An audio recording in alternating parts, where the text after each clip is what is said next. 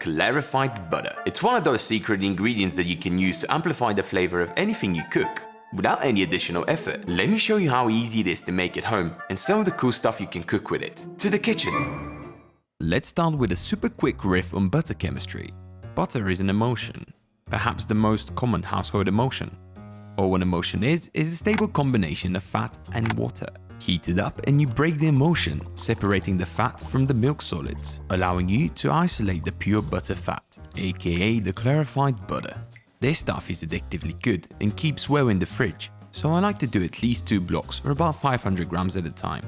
This is best done over gentle heat to prevent the milk solids from burning and giving the finished product a nasty burnt taste. Set over low-medium heat, the butter will go from melting to bubbling to slowly forming a foamy protein layer on the surface. Active bubbling is our sign that the emulsion has broken and we can extract the butter fat. Using a spoon, we're gently skimming the froth and discarding it. Lastly, we need to strain the milk solids that will have dropped to the bottom of the pan. This is best done all over your countertop and through a fine mesh sieve, lined with a cheesecloth. And voila!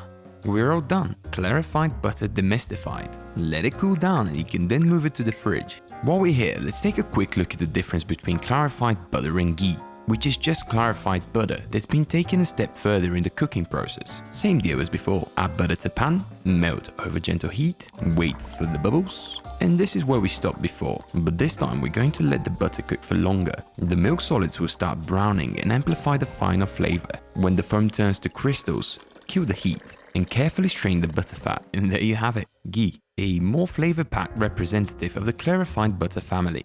Before we get to the applications of these superpower fats, I want us to explore one last stop and my personal favorite of the clarified butter family tree, brown butter. Consider this a 3-stage process. We have clarified butter, and then comes ghee. Take ghee a step further and you get brown butter. Brown butter is the result of the milk solids on the bottom of the pan caramelizing during cooking. But unlike ghee, we'll let these mingle in the fat for longer so that they impart a lovely amber hue and a rich caramel aroma to the butter fat.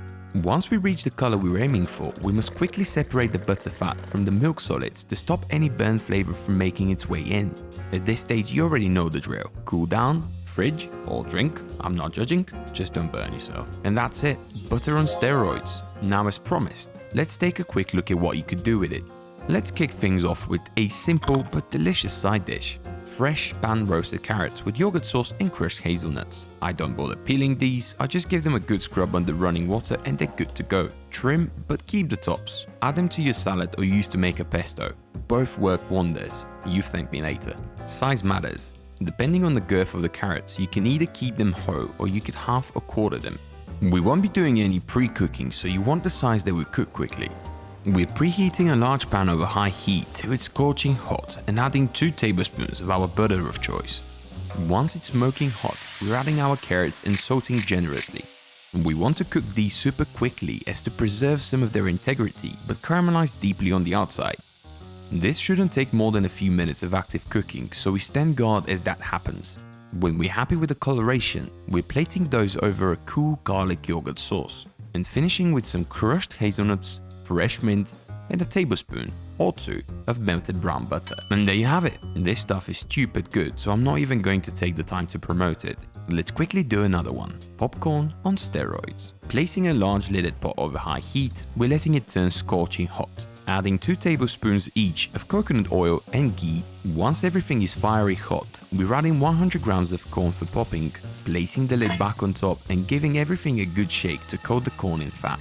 A brief moment later, the first signs of popcorn fireworks will have appeared. An occasional shake will promote maximum poppage and prevent burning. Once the popping calms down to about 5 seconds apart, we're taking these off the heat and transferring into a bowl. As popcorn protocol dictates, we're salting heavily. And this is where the real magic comes in. Throw in a couple of tablespoons of melted brown butter into the mix and we're off to the races. A quick mix and you can head over to your favorite binge watching spot in the house where you can do what you do best.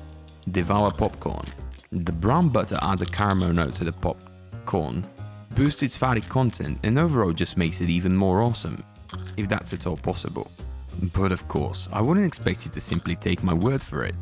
You should just make your own.